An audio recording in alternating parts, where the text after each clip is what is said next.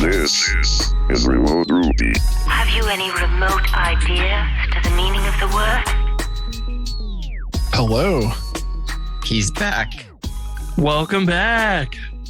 Yeah, thanks. It's weird being back because I'm still on paternity leave. How long are you on leave till? So we're recording this today, July 2nd. I go back July 12th. Okay. Yeah. So Shannon has one more surgery operation next Friday. It's really good timing because hopefully our life will kind of go back to normal right as I go back to work. Fingers crossed. Yeah. Well, that's great. How has everybody been? We're good. I spent the first 2 weeks bored out of my mind, hanging out in work Slack, like on the couch, but we're good. Baby's healthy. She's little. She came in 6 pounds. Yeah, Shannon's recovering and the boys are adjusting and I'm adjusting and we're all good. What do the boys think? They love her. Jaden's was our youngest, now our middle child. He just wants to hug her all the time. And anytime she's fussy, he runs and grabs her passy. And he's 2. He's real into it. And Beckett likes her, but Beckett's just real amped all the time. So we have to temper him. If you're going to jump up and down, go somewhere else. Yeah, you too, Jason. Yeah. Dude, I told Spencer, CEO of Podia, I'm really grateful for this family time and simultaneously so ready to get back to using my brain. When you've got a little baby, you can't play with them, right. So it's a lot of just making sure that you always have your eye on them, I'm sure.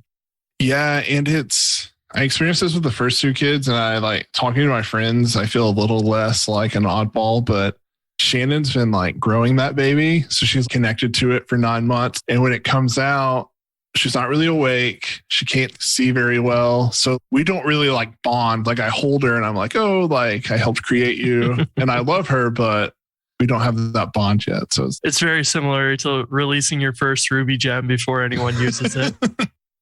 Oh my God. It is the exact same thing. So anyway, what's new with y'all?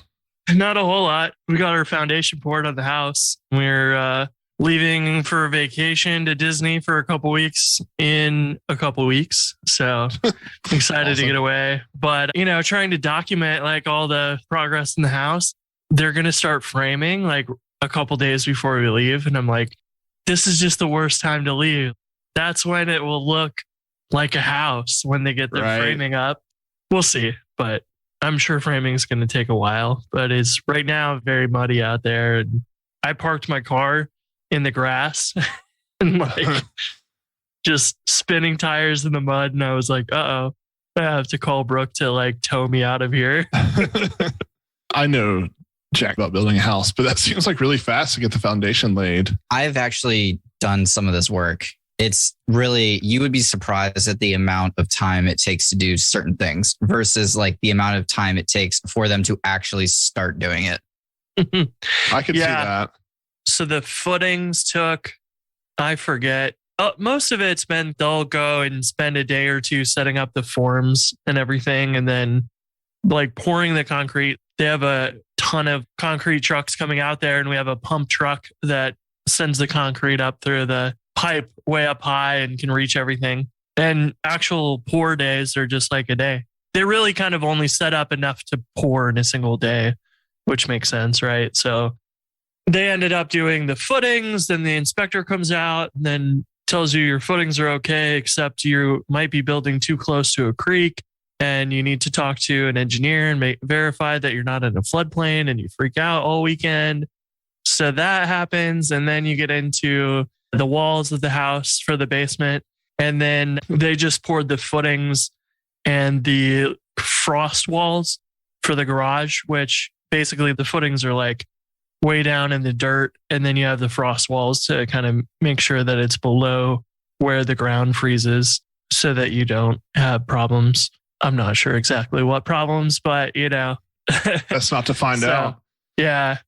So yeah, we had probably a good week to pour all the footings and walls and everything. And now it's 10 days to sit around and cure before they start doing they just started doing a little bit of the waterproofing for the basement. So down at the footings, they will put in a black pipe with holes in it so that water that does get down there can go through that and out to the creek or whatever.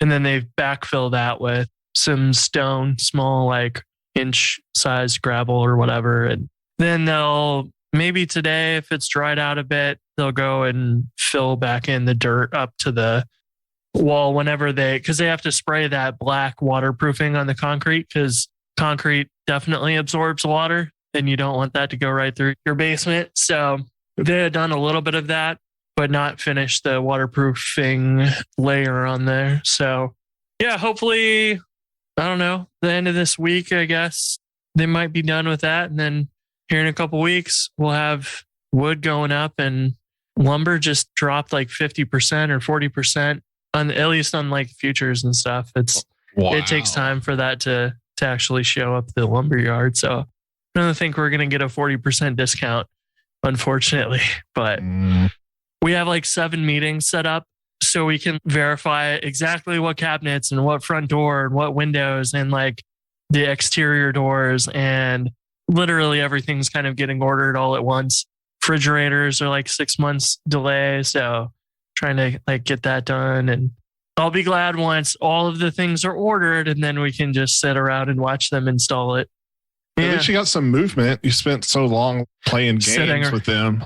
Yeah, sitting around and waiting for our architect to make us our changes, and then waiting for a meeting, and then waiting for him to make other changes, and waiting for another meeting. And there's a lot of waiting. So, Andrew, what's good with you? A lot.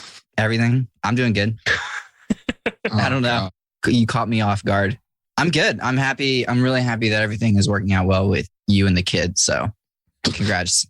Thanks. That made me happy. And other than that, I'm, as always, almost on my website. You know how that goes. I've also started doing some upgrades and some old gems and stuff. So that's been fun to kind of get back into, I remember this project. And now maybe this project lives or dies. We'll decide. But it's been fun. I also incredibly regret making all those GitHub actions a while ago. It was really bad. You went on a spree. I feel like when GitHub actions came out, like anytime I was like, I wonder if this exists. Andrew Mason, you had one for every one of them. Yeah, I did. It was a huge mistake. Well, it was good at the time, but now they don't really need to exist. I think because the platform has kind of matured and changed and certain features have been added. And whenever someone comes on like some of these actions, I'm like, why are you using this? But I get it because it's like a drop-in solution. The worst part about it is really the fact that it's almost never an issue with the action. It's always something with your setup because they're so context dependent, I think. Some of them have the Ruby version baked in, which I couldn't really do anything about for some actions and this and that. And then people are like, it's not working. And they send me the logs and like the errors in the log and it's not with my thing. And I'm like, ugh. If you send me the log file for something and the answer is in the log, I'm going to be really angry and I may not respond. All right. That's how I feel. I feel like you went from happy to triggered. I did. You just saw the flip. Yeah, I feel that where you're like doing bug reports or dealing with them. And it's, did you read the logs? It says exactly what you did wrong here. We need to build the equivalent of let me Google that for you, but let me read the logs for you. And you paste them in and it's, I don't know, highlights one line at a time until it's like blaring on the one that you should have read. I will fund this if someone makes this. I mean, Adam Wathan was like tweeting about this kind of phenomenon, quote unquote phenomenon earlier this week where he was just I saw that. Yeah. The majority of GitHub issues are me solving like non-issues with my library and it's super frustrating. And like, he wanted GitHub to do something about it. I don't think there's really anything GitHub can do about it. No, I think the discussions and converting an issue to a discussion can help a bit where it's, look, this isn't something I'm going to deal with as a maintainer, but the community can help you. And I think that's why in Rails, you often get pointed to, what is it, the mailing list or the Ruby on Rails forum and stuff. Yeah. They're like, we don't take feature requests here. Go somewhere else for that. That helps, but at the same time, there's a lot of those just not useful issues that are not really issues. And that can be hard to deal with. And I don't know how you how is GitHub going to solve that? You have to understand the context of the project and what the person's doing and whatever to determine if it's an actual issue or not. But it's kind of interesting. What helped for me was like creating a specific issue template, trying to push people down certain paths. Now, I haven't really done a ton of stuff with the discussions yet, although I've been playing with the API a little bit because I realized that it would be a cool way to add comments to your blog almost with the GitHub discussions API or doing other random crap like that I do, whatever. But that would be also like, I would definitely be hitting like turn into a discussion. But in order for that to even be helpful, you have to have people who are willing or even looking in your discussions, right? Otherwise, it's just like I turn into a discussion, it still remains unsolved. And then that person's like hitting you up. Yeah, right. Yeah. Adam had an interesting idea as a follow-up tweet, which was like, imagine basically triaging new issues where they don't show up under issues until the maintainer accepts it and says like, I approve of this issue, which I think is kind of interesting. I don't know what happens though if you didn't approve it. That's really kind of the big question is what happens to it if it's not an issue? Like where does it go? I mean, you could do that with a GitHub action. Like the issue gets created and as you're triaging issues, you could use like a keyword for a GitHub action. And then that keyword, if you post that keyword, it would then do certain things like maybe add labels, maybe convert to a discussion, put it somewhere, close it, reply with an automated response, or the bot said it wasn't cool, not me. It kind of seems like his idea is like around imagining having a button that would start by asking you, is this a question of how to use the library? Or is this I believe there's a bug in the library. It'd be kind of interesting to have like the new issue button or something take you to that where you like are prompted to choose.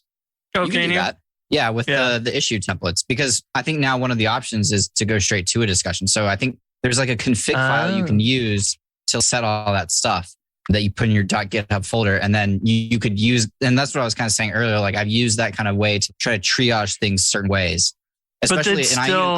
I think they still show up in issues, don't they?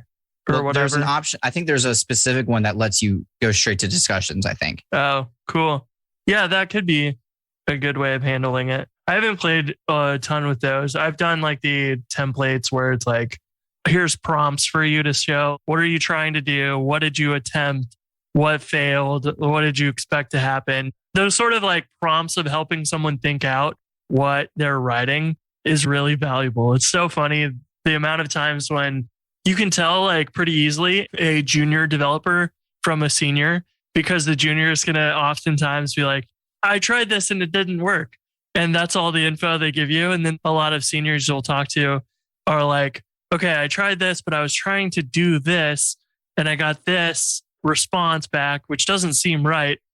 It seems like it should be this instead or whatever. And you end up oftentimes with a lot more context there, which I think is useful to train people to do that, provide the context, because it makes a world of difference.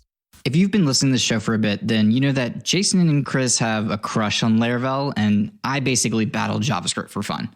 Regardless of what end of the stack and what language, they all have one thing in common, and that's Honey Badger. Stop wasting time configuring your tools and focus on shipping, knowing that no matter where you are, Honey Badger has your back. Oh, and speaking of shipping, the Honey Badger blog has been on fire recently. Seriously, and I don't say this lightly. Some of the best technical writing you're going to find all in one place. So go check that out. And while you're there, sign up for Honey Badger. Let them know he sent you. Thank you so much to Honey Badger for continuing to sponsor Remote Ruby and for not killing me for all the JavaScript errors I sent you this weekend. Here's a hot tip. If you're leaving an issue, as soon as you hit submit, read your issue and pretend you're the maintainer of that library. And if that issue doesn't make any sense to you, close that issue and go. Yeah, or add details, right? Yeah, yeah. That's one of those things you should read that over and be like, if someone opens this, are they going to be able to help me, or am I just going to frustrate them? Yeah, I like that a lot. You're very like concerned with the issue and trying to explain it. And then after you post it, you can reread it and think of it in the context of like, if someone else was reading this, would they understand it or not? And that's probably going to give you a lot of little, should have included this, should have included that. Maybe I should rename the title of the issue because it doesn't quite match up with the actual issue. Yeah, a video. That kind of stuff makes a world of difference. For sure. Jason, you are upgrading Rails, question mark? Yeah, sorry. I don't ever open issues. I just silently cry and keep going. You just assign them to somebody else. That's the 10x move right there. Yeah. I just don't read issues. Well, I don't really have any projects. The only one I have is the CMS reflex testing, but I don't have a lot of time to put towards it. So yeah, so I've been itching to do some stuff. So I thought I would upgrade dependencies just to feel alive. And so I've been... Are you okay? Yeah. Well, I don't have a ton of time to sit down and solve a problem. So you chose an extremely hard problem to upgrade things. Yeah. Well, so I've been like working on Hope Grid and I was like, okay, I'm on like Rails 6.0 something. I was like, I'll go up to Rails 6.1. And then, like 2 hours later, I was like, hey, y'all want to record? So it's interesting though. Usually like I keep like small things up to date, but like Hope Grid, I've just kind of let run. It ain't broken, don't fix it kind of thing. And I was trying to install a gem and it was conflicting with my version of Vue component. And so that's when I was like, okay, I'm just going to go ham and update everything. So I started using, what is it? Stop me if we've talked about this before. I'm pulling it up. NextRails. Yeah, I've heard about it. I don't think we've talked about it. Is that Ernesto's gem? Yes. We totally talked about it. Okay. So yeah, I'm not doing any of the like dual booting stuff that it does, but what I am doing is just trying to get a list of all the outdated dependencies, which it's really good at. So yeah, I've just been going one by one. And so yeah, my thing I didn't do in Hope Grid was I didn't like, when I added gem, I wouldn't put a version in there. I guess I thought like, oh, I like the like simplicity of it. But in hindsight, that's kind of been hell. I don't know. Do you guys version your gems in gem Yes. files? Every time this gets brought up, I get triggered because I'm like, please, people, version your gems or this happens. This is a prime example of why I always, at minimum, have a major version constraint, but almost always I go down to a minor patch. Yep.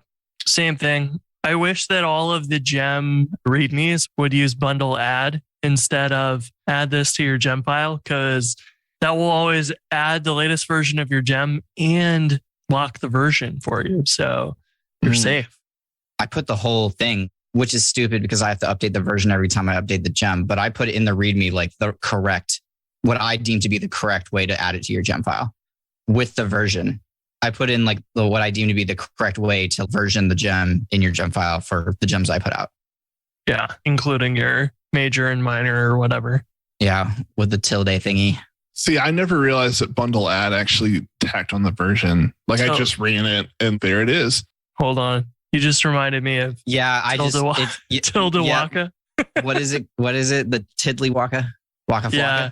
Oh my gosh. I forgot all about that. To say this word. Hold on. Someone's going to find this. Jason, what'd you called it? You called it something inappropriate. Well, yeah, the spermy operator. Yeah, I forgot all about this. That was the Twitter first discussion term I ever heard it described as. So I know it's not what it's called, quote unquote, but come on.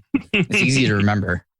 The pessimistic operator, Tilde Waka, spermy operator, pessimistic operator. Is it Tilde Waka? Twiddle Waka. Twiddle Waka. The pattern. He said the pattern section of the Ruby Gems guide refers to it as a Twiddle Waka.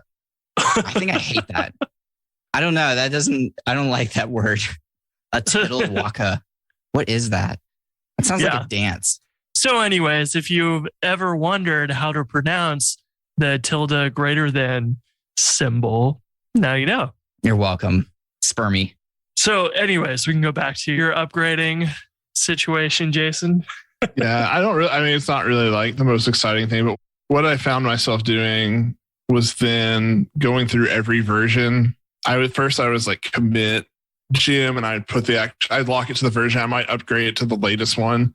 And then it just became one massive commit to master 50 gem upgrade. So I don't know the name of the gem. There's a gem that you can run that will automatically go look at your gem.lock and then correctly add the things to your gem file. So correctly version them. Yeah.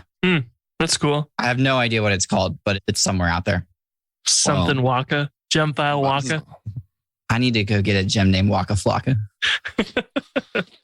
PSA for the day is add your freaking version numbers. Personal story, like my first Rails job was on some project that was in Rails 2.3 before the gem file existed. You would put your gems in application.rb as like config.gem. And of course, maybe a third of them were unversioned, and it needed specifically not the latest version of one of the gems. And I tried to get the application running for like 2 weeks as my first job. I didn't know Ruby. I didn't know Rails. I didn't know any of this stuff. I had done just Python. And then I'm like, well, the code runs, but like this stuff doesn't boot and whatever broke and all of this. And I'm like reading everything I can and nothing's helping and trying all these things. And then talk to a coworker and he's, oh yeah, you just need to install the like second to the latest version of this gem because it broke in the latest version. I'm like, what the hell? Why wouldn't you version this? And from that day on, I was like, this is the way it's got to be. Got to version things. And even some of the stuff that like web console or bybug or whatever, I sometimes didn't do that because I was like, oh, I always want the latest versions of those. No, they still break. A new version of Ruby is going to come out, or new Rails or something is going to come out. It'll still break. So at this point, I'm like, just version everything. And if you like lock it down to a major version or something, then that's fine. As long as you have something there, it's better than nothing, I feel like. Because I can't tell you how frustrated I was with that. And I was like, that's actually what convinced me to buy my first Mac, because I had struggled so much with compiling the native gems on Linux. And another coworker got an iMac for the office and set up the app in Rails and Ruby in 3 hours. And I had taken 2 weeks to set all that stuff up, and it still wasn't fully functional. And I was like, done. Well, I'll just buy it, whatever it costs. Give me a MacBook. Yeah, I've learned my lesson. That's literally the only coding I've done. How was your test suite? Was it good? Were you able to like be confident in the upgrade, or were you yellowing? For what it's worth, I used Simplecov, and it's 94% test coverage. So I feel pretty good. I have some request specs, stuff like that. So yeah, I had a couple, like something with rendering in Rails between 6.1 and 6.0 change, where render now is like always has the layout. And that broke some stuff for me in Stimulus Reflex, because like I'd render a view component or really a partial, and it would try and render the whole layout. So I had to go through and pass layout false anywhere I say like application controller.render. The test did not catch that, but everything else seemed to be good. Of course, I also had to update RSpec Rails as part of it, because going from Rails 6.0 to 6.1, Rails changed, so then RSpec Rails changed. And so I thought, I have 20 failures because of Rails changes, but nope, just had to update RSpec. So that was, I wish I would have used Minitest, but I'm not going to rewrite 94% coverage. Don't be a right hater. now. Yeah. RSpec life. As someone who doesn't write RSpec life. Oh God, is this the new thing? Is this the new Haml? Yeah, it could be. I'm just going to get on like line and just start prophesizing about things that I don't even use. You must use RSpec. Yeah. Although I do use Haml. I use Haml every day. So that one I stand behind. Fully? No, like there's not a single thing you'd change about it. I would make it the required Rails thing. I would replace ERB. Don't you have a meeting to go to? I do actually have a meeting I got to go to. I do have to drop. This seems abrupt and timely. Whoops, bye. I know. Andrew. And he's gone. He failed. All right. Fantastic. Well, I have to go as well. But yeah, maybe we can do this again soon. Maybe, hopefully they'll get less short. Right. Yeah. Because you're on leave. I'll be on vacation. We're squeezing in while we can. But there's a potential mega episode coming up with multiple podcasts joining into one Voltron thingy. So we'll see how it goes. Yeah. All right. And talk to you later. See ya.